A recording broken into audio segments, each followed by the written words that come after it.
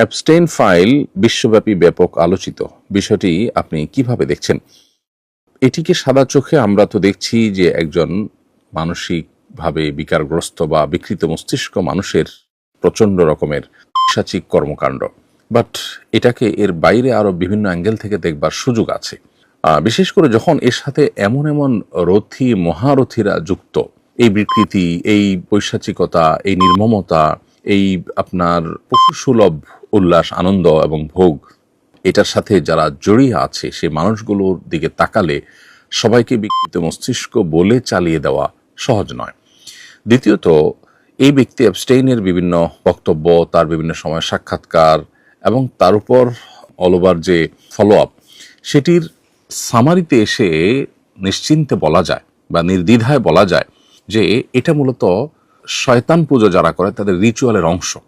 আমি অতি সম্প্রতি একটি ভিডিওতে ইউএসএ থেকে কোনো একটা অনুষ্ঠানে একজন ইহুদি নারীকে একজন সাংবাদিক প্রশ্ন করেছেন যে আপনাকে একটা ভালো ইহুদি ফ্যামিলি হিসাবে আমরা জানি, আসলে কি তাই? তখন সে ভদ্রমহিলা তার ফ্যামিলির বিভিন্ন হিস্ট্রি বলছিলেন এবং বলছিলেন যে নিরুপায় হয়ে আমাদেরকে যেতে হতো, আমাদেরকে নিয়ে যাওয়া হতো এবং আমাদের ফ্যামিলিতে বাচ্চাদেরকে বলি দেওয়া হতো। এই যে অ্যাবস্টেইনের এখানে বাচ্চাদের প্রতি যে নির্মমতা, তাদেরকে নিয়ে আপনার বিভিন্নভাবে অপহরণ করে এনে তার দ্বীপে, তার বিভিন্ন হোটেলে সেগুলোকে আপনার মানে জাস্ট অন্য 10টা পশু জবে করে আমরা যেভাবে খাই সেভাবেও না, বরং অত্যন্ত নির্মমভাবে এই শিশুগুলোকে শেষ করা এবং নানাভাবে আপনার তাদেরকে উপভোগের বস্তুতে পরিণত করা, শিশু, নারী, এরকম আরও বিভিন্ন যে মানুষগুলোর প্রতি যে নির্মমতাগুলো করা হতো, এই পুরো প্রক্রিয়াটা সম্পর্কে সে ভদ্রমহিলার বক্তব্য অনুযায়ী বোঝা যায় যে এটি মূলত শয়তান পুজোর অংশ। শয়তানের যারা পুজো করে, উপাসনা করে, তাকে সন্তুষ্ট করার জন্য রিচুয়ালের অংশ হিসাবে এই সমস্ত আপনার নোংরাম্য করতে হয়। এই নোংরাম্যর এমন এমন পার্ট আছে যেগুলো আসলে মুখে উচ্চারণ করবার যোগ্য নয়, সেই জিনিসগুলো তারা করতো এবং বিশ্বের ক্ষমতাধররা, বড় বড় প্রভাবশালী ব্যক্তিরা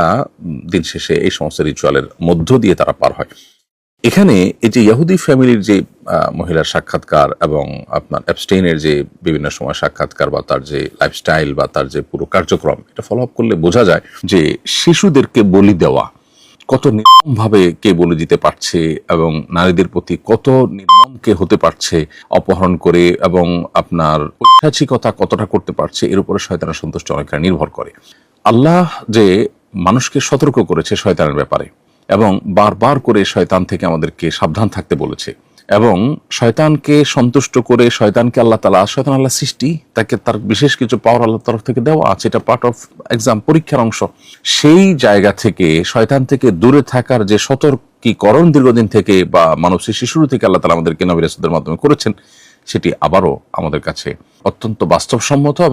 এবং আবারও সেটা আমাদের জীবনের সাথে খুবই রিলেভেন্ট যে সেটি প্রমাণ হলো। আর এর সাথে পশ্চিমা দুনিয়া যে আমাদেরকে নারী অধিকার, শিশু অধিকারের যে সমস্ত সবক টবক শোনা, এগুলো যে সবগুলোই তাদের বাণিজ্যের অংশ, এগুলো সবগুলো যে ধোঁকা, এবং আমাদেরকে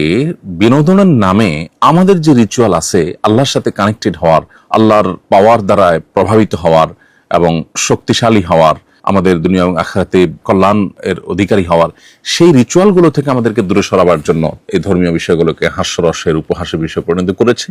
এবং বিনোদনের নামে যে সমস্ত আইটেম আমাদেরকে দিয়েছে, এগুলো সবগুলো মূলত শয়তানের রিচুয়াল এবং শয়তানকে সন্তুষ্ট করার আইটেম। সেগুলো দিয়ে তারা আমাদের যে আধ্যাত্মিকতা, আমাদের যে আধ্যাত্মিক শক্তি, সেটাকে ধ্বংস করছে। প্রসঙ্গত এখানে একটু বলে রাখি, ওই ইহুদি নারীর বক্তব্য শোনার পর আমার কাছে মনে হলো যে ফিলিস্তিনে তারা যে শিশুদেরকে টার্গেট করে করে যে হত্যা করেছে, দীর্ঘদিন পর্যন্ত তাদের প্রতি যে নির্মমতা তারা চালিয়েছে, এটিও তাদের সেই রিচুয়ালের অংশ কিনা সেটি ভেবে দেখবার যথেষ্ট সুযোগ আছে। কারণ শয়তানকে সন্তুষ্ট করবার জন্য যে শিশু বলি থেকে নিয়ে যত রকমের আয়োজন আছে, এমনকি যে ভদ্রমহিলার বক্তব্যে শুনছিলাম যে এমনও হয় যে পারিবারিকভাবে প্ল্যান করে বাচ্চা গর্ভে ধারণ করা হয় এবং আশপাশে মানুষকে বুঝতে দেওয়া হয় না, ওই বাচ্চা মূলত শয়তানকে সন্তুষ্ট করার জন্য বলে দেওয়া হবে, এটাই থাকে উদ্দেশ্য এবং সেটি দেয়া হয়। এই যে পুরো কার্যক্রম, এখান থেকে নতুন করে আমাদের আল্লাহর নেয়ামত ইসলামের প্রতি আমাদের আরো বিশ্বাস বেড়ে যায়, আরো আস্থা বেড়ে যায় এবং আল্লাহর প্রতি আরো অগ্রসর হওয়ার গুরুত্ব আমরা অনুধাবন করতে পারি। আমাদের কাছে চকচকে তকতকে যে আপনার কালচার উপস্থাপন করা হয়ে থাকে, এগুলোর পেছনে যে কমার্শিয়াল ধান্দা আছে, এগুলোর পেছনে যে তাদের শয়তানি ধান্দা আছে, এগুলোর পেছনে যে আমাদেরকে থামিয়ে দেওয়ার প্রচেষ্টা আছে, সেটি বোঝার জন্য আসলে পণ্ডিত হওয়ার দরকার নেই। অতএব অ্যাবস্টেইনের এই ফাইলটা শুধুমাত্র এই ফাইল যেটি উন্মুক্ত হয়েছে, এর মাধ্যমে যে সমস্ত ঘটনাবলী আমাদের সামনে উঠে আসছে, এগুলো বা তার যে নির্মমতাগুলো ছিল এবং তার সাথে যারা বড় বড় রথী মহারথীরা আছে, এদের যে কানেকশন পাওয়া যায়, এগুলো শুধুই মানবিক বিকৃতি, মানসিক বিকৃতির বিষয় নয়, বরং এর সাথে শয়তান তুষ্টির বিষয় জড়িয়ে আছে। আমরা আল্লাহকে সন্তুষ্ট করতে চাই। এখানে রাস্তা দুইটা, শয়তানের রাস্তা, যার শেষ মাথা জাহান্নাম, দুনিয়াতেও সেটা জাহান্নামি। যারা শয়তানকে পুজো করে, তারা শক্তি সঞ্চয় করতে চায় বা শয়তানের পাওয়ার নিতে চায়, এই পাওয়ার দিয়ে তারা হয়তো দুনিয়াতে সাময়িক রাজত্ব করে, কিন্তু তারাও মানসিকভাবে কেউ আসলে সুখ পায় না।